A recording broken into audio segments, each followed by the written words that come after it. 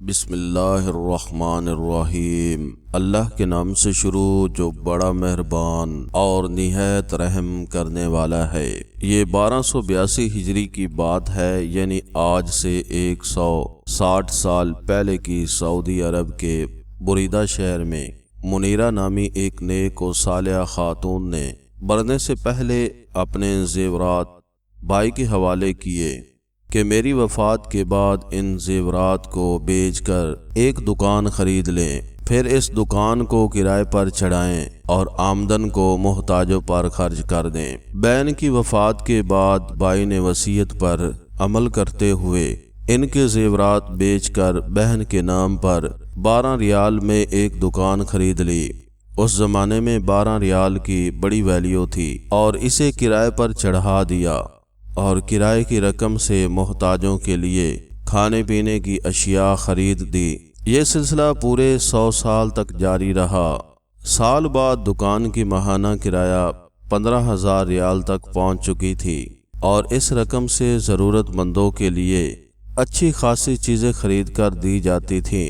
پھر وہ دن آیا کہ سعودی حکومت نے بریدہ کی جامع مسجد میں توسیع کرنے کا فیصلہ کیا اور یہ دکان توسیع کی ضد میں آ رہی تھی، چنانچہ حکومت نے 5 لاکھ ریال میں یہ دکان خرید لی۔ دکان کی دیکھ بھال کرنے والے امانت دار شخص نے اس خطیر رقم سے ایک دوسری جگہ ایک پوری عمارت بنا لی، جو کہ 4 بڑی دکانوں اور 3 فلیٹس پر مشتمل ہے۔ ان دکانوں اور فلیٹ سے اب ماہانہ لاکھوں ریال کرایہ آتا ہے اور یہ کرایہ اللہ کی راہ میں خرچ کیا جاتا ہے۔ 150 سال پہلے اس نیک خاتون نے 12 ریال اللہ کی راہ میں صدقہ جاریہ کے طور پر پیش کیا تھا۔ آج وہ 12 ریال لاکھوں ریال میں تبدیل ہو گئے ہیں۔ اس دوران جو اجر مرحومہ کو ملتا رہا ہوگا، اس کا حساب کتاب تو اللہ تعالیٰ کو ہی معلوم ہوگا۔